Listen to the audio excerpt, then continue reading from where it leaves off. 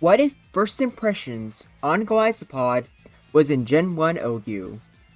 Now, I already did a Golisopod video, but I didn't use first impressions for that because, if you don't know, first impressions in Gen 1 custom games is very broken.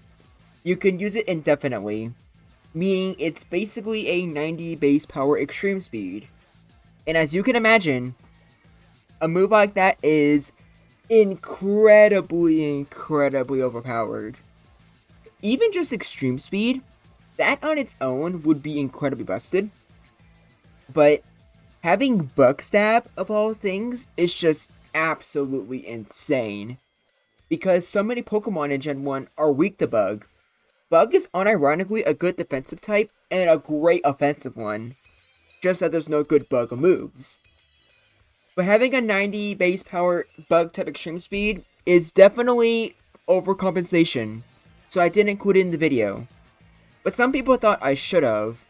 And for Golisopod in Generation Jumble Season 2, some people asked, well, maybe you can still use first impressions, but you can have people gentleman's agreement into not using it more than once. Which gave me the idea for this video. Because for some of my older videos, such as for Toxapex, Baneful Bunker works the exact same way. You can use it indefinitely. The same also goes for Fake Out, which I definitely won't make a video on. Probably. But for the Baneful Bunker video, I didn't know any better, so I assumed it would just work once. And it was just a fine video. So that's why I figured I can do the same thing here for Golisopod. Just look at Golisopod again, but at least for the sake of this video, assume that first impressions works the way it's supposed to, where you can only use it once. And surprise, surprise, that significantly changes how Golisopod is played. Now, a lot of the things I said for the original Golisopod video will still apply here, so you should definitely watch that video if you want the full extent to some of the different matches that Golisopod goes over. But for a quick TLDR, its stats are really great. It's basically made to be an incredibly bulky Pokemon that can tank a lot of hits. Its typing is also great, giving it a very good resistance to both Earthquake and Ice. So that just alone, along with 140 defense, means it can tank all of the most common attacking types in the game. And with first impressions, it means that even psychic types can't just, attack it, no biggie. At the very least, when Golisopod switches in. But to no one's surprise, in a generation where there's so much switching since there's no entry hazards, Golisopod pivoting in, using first impressions, switching out, is incredibly easy to do. So, first impressions is better here than would be in any other generation. Some other things I go over since I made the original Golisopod video, there is a lot of different, or just other moves, probably not a lot, but other things Golisopod could theoretically run. It has Blizzard, it has Rock Slide, but I think most importantly, Sword Stance. That's the main thing I tried looking at for the Golisopod video, looking at a Sword Stance / Rock Slide build with Surf for Rhydon, because Golisopod is, it just doesn't get Hyper Beam or Earthquake, unfortunately. It gets it in Gen 8, I think, but not in Gen 7, its debut generation. But some things that I've learned from Generation Jumble Season 2 is that Golisopod with Sword Stance is kinda bad. The same way Gengar can't really use Sword Stance and never use, same with Kabutops or like any other Sword Stance users you can think of. It's just too risky. There's never a good opportunity to really use it. But luckily, even with 40 base speed, Slash I'm pretty sure it's a 70% chance to crit. So I've just learned from Generation Jumble, with Golisopod only having Bug Bite, that having no Sword Stance at all it's just optimal. Your Golisopod is so much stronger that way. And Rest is also a good move that I think everyone can kind of agree with. because your Golisopod is so bulky, you could probably find some good opportunities to heal off some damage. But does first impressions change things dramatically? Well, absolutely. It's more than just being a 90 base power move. It's the fact that it's high priority means that there is not a single thing in the game that wants to be hit by it. Every single Pokemon you can think of with some chip damage fears a first impression. The only one that doesn't, I believe, is just Zapdos exactly.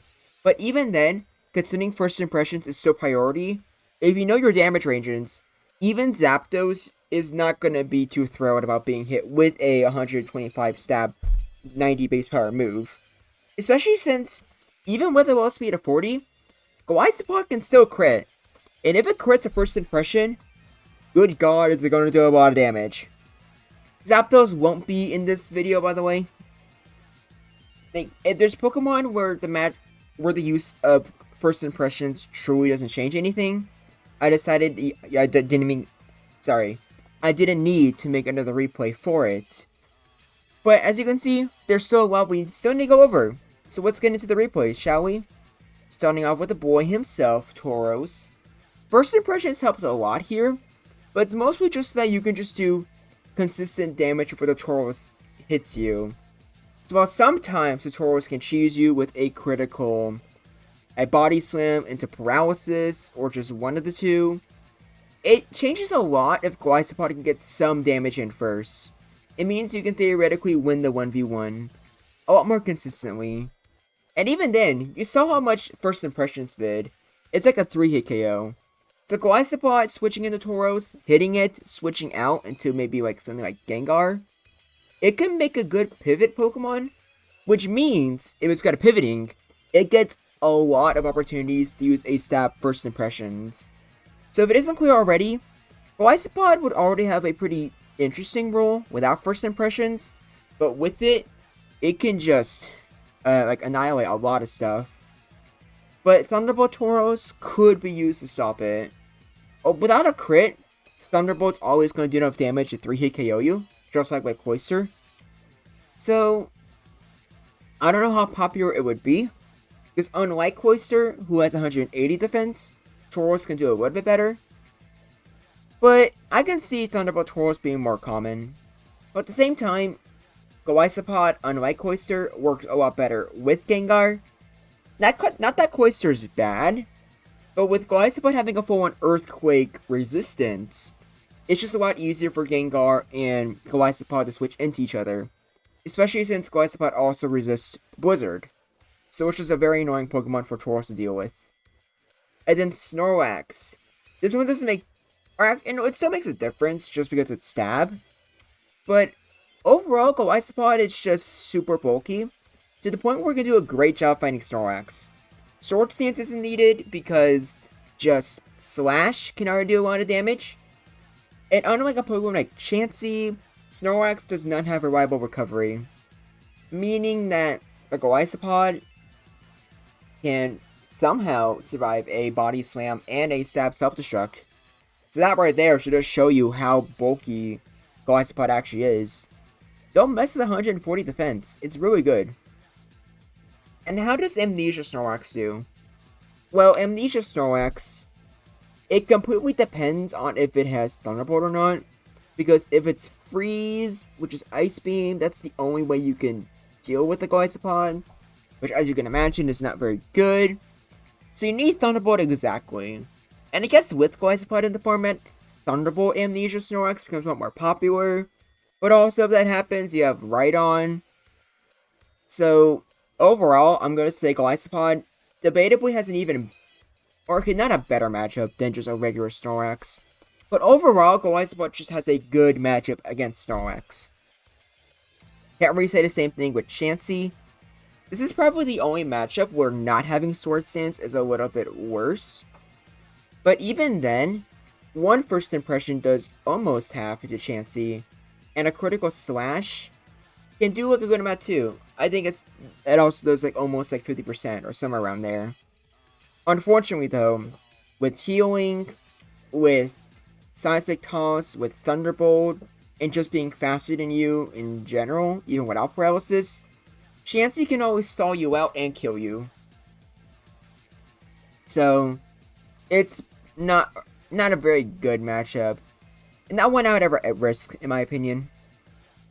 And then for the Psychic types, prepare to see a lot of that.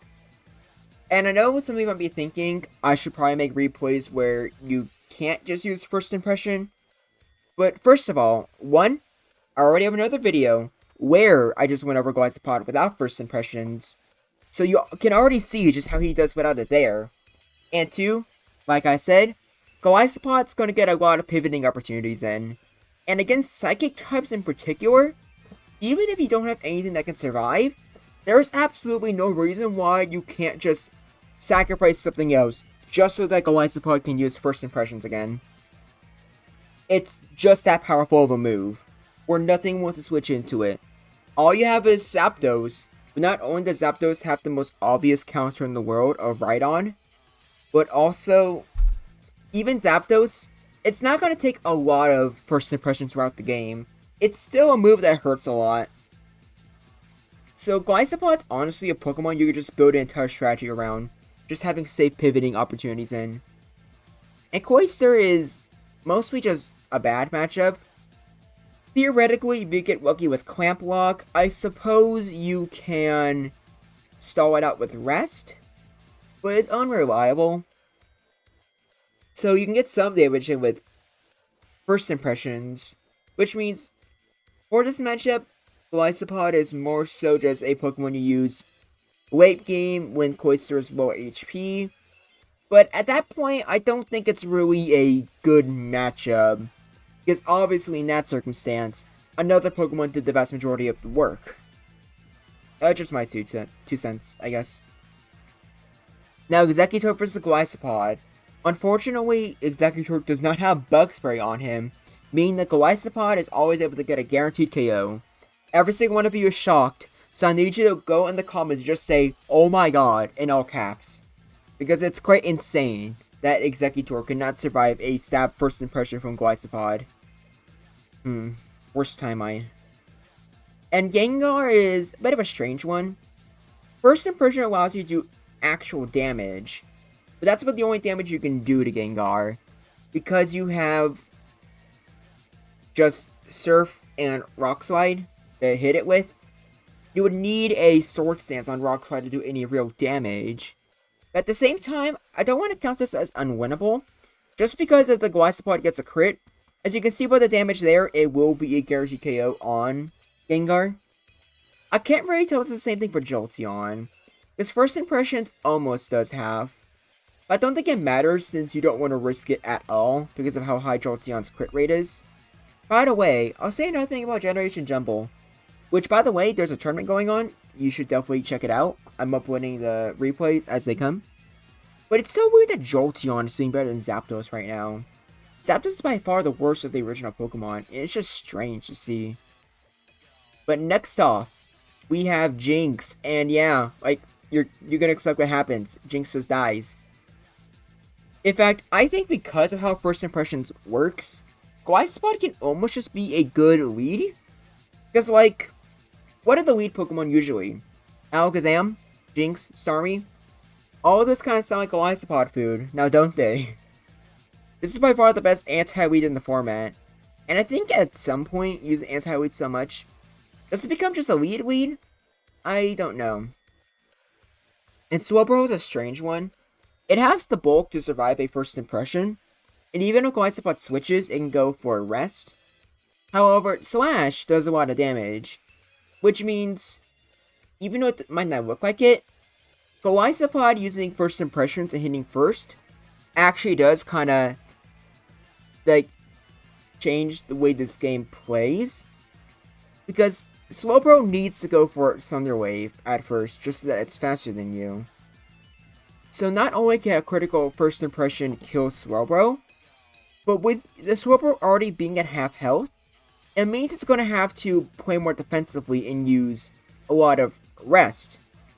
Which means Golisopod has a lot of chances to go for Crit Slash, and with enough Crit Slashes, it's going to force the Slowbro to, what's it called?